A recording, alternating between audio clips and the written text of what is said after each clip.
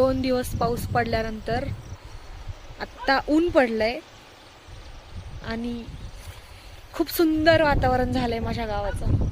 Wow. आणि मी आली गुरांमागे आजीसोबत. त्यांचा पहिला दिवस आहे आज चरायचा रानात, म्हणून ते येतच नाहीये घरी. त्याला असं हकलायला लागते. अशी आजी मागून काठी घेऊन गेलीये व ते येत आहेत आता.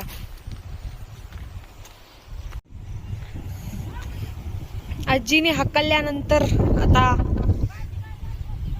हाईक गाई घरी जाताना हाईक. हे असं वातावरण